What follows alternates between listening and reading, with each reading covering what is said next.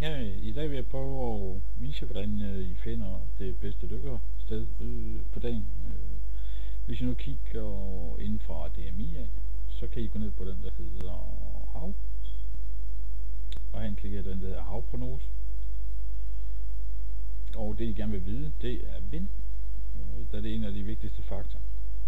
Vindretning og vind. Og så klikker jeg ind på det kort, I gerne vil ind på. I dag har jeg bare valgt at tage Nordsjælland. Ja, den kan godt være lidt mærkelig med det her nogle gange. Lad os prøve at se, at vi tager den der. Nede i bunden af kortet, der er der sådan en skaleringsting. For eksempel nu klokken er ikke så mange, så jeg vil gerne dykke ved 12-tiden. Så se, der har vi vindretning den vej der. Så jeg skal nok ud omkring her.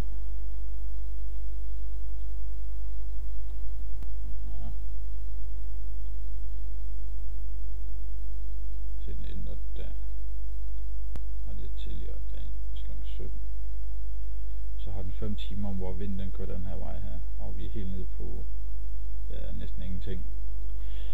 En anden ting man lige kan gøre, det er at man går over på strømretning og strøm. Så skulle du gerne komme med farver på. Det gør der også. Her kan I se strømretning, hvor meget der er, fordi nu længere ned I kommer de tal her, nu bedre sigtbarhed vil I få også. Så lige umiddelbart på det kort her lige nu, så vil det også være rimelig okay herover. Ikke super godt, men okay. Og så kører vi tilbage op til kl. 12.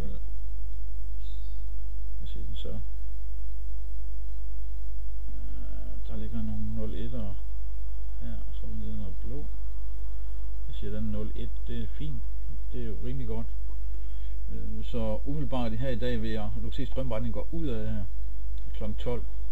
Så det vil sige, at vand vil være endnu mere klar. Så lige her i aften, der vil det være super godt at dykke her. Så det er det sted, jeg vil tage i aften, hvis jeg skal nogen steder hen på nordkysten deroppe.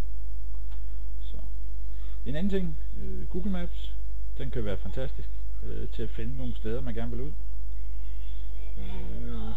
Der er bare nogle gange, hvor den ikke viser nogle ting, som er der også. Jeg springer lige lidt frem og tilbage her. Nu tager jeg for eksempel noget, der hedder vis kort. Her.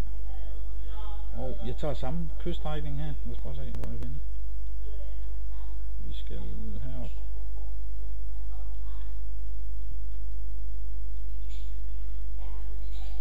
Der. Så vil I faktisk opdage, at der ligger 2 vrag her. Og hvis jeg kigger herover, samme sted, så opdager I dem ikke.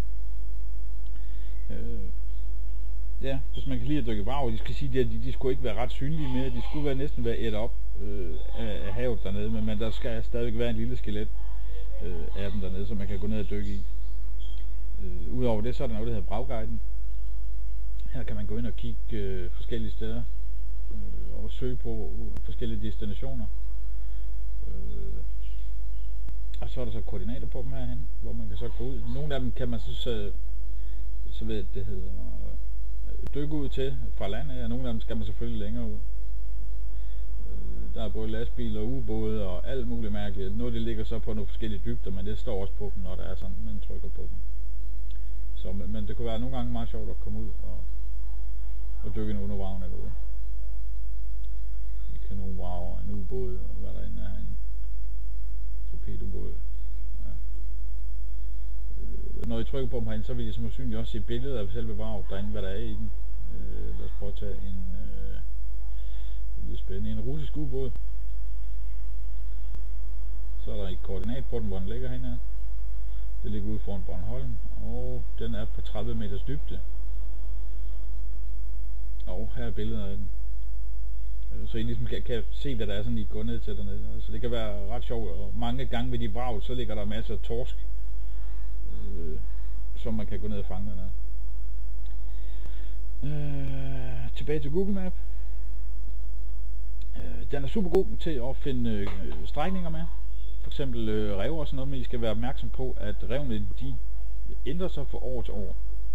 Så en ting I kan gøre, når I zoomer en lille smule ind, så vil I opdage, at Se, der står nogle små tekster herude. Man kan fange den, når man lige står på det rigtige. Ja. Der står 16 herovre, kan I se. Der står Google, der skal komme et tidsstamp på et tidspunkt, som viser, hvornår kortet det er fra. Bare sådan, fordi så har I en idé om, hvornår selve det billede er taget, så I ikke kommer ud og tror, at de rev, der I kan se her, de ligger der også i år. Det kan være, det er 2 år gammel nogle gange. Men når du kører tæt på, så kan du se, 2016 stod der lige der. Google. Der er i hvert fald opdateret derude. Det kan godt være lidt svært at se,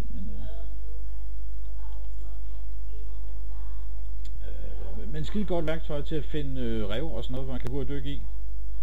Jeg kan personligt godt lide at ligge, kan ikke se, der ligger en masse rev hernede. Det er så ikke alle steder, men man kan godt nogle gange tage fejl af tingene. Eksempelvis herover der har jeg været oppe en gang. Bare for at lave et godt eksempel. Ja.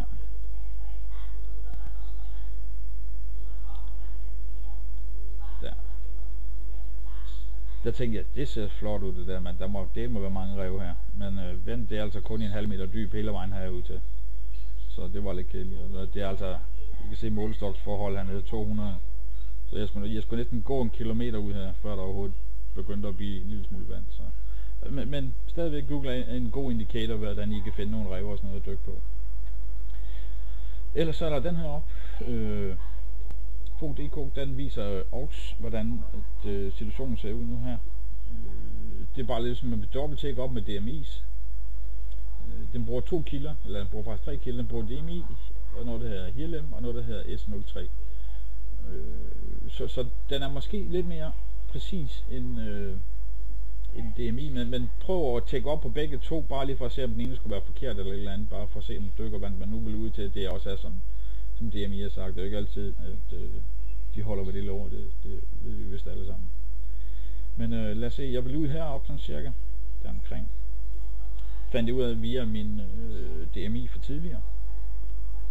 Så det jeg kan gøre, det er, at jeg kører en lille videoting her. Lad os se. Vi har taget vind på, og vi har strøm på. Så og det ser lovende ud deroppe. Lad os bare se, lokal tid kl. 9. Ja, det skal vi bestemt ikke. Det skal gå kl. 12. Strømvinden, strøm kommer den vej der, og vindretning af den vej derude der. Så, ja, og ifølge DMI, så sagde de, at den vil gå ud af det vinden, og strømmen vil gå, nu er det lidt svært, fordi vi skal trække den ned i bunden hernede, for at skifte den. Det er strømretning. Ja, den kan godt være lidt tricky, men nu vil det bare være, jeg tror den er fin nok herovre. Bare lige en lille guide, jeg vil lave til, bare lige for at vise, hvordan I kan finde et rigtig godt dykkested på dagen derpå, hvis I lige står en fredag weekend eller et eller andet, og gerne vil ud og prøve at få en god oplevelse. Så, jamen, dyk og pluk derude, og held og lykke med det. Hej hej.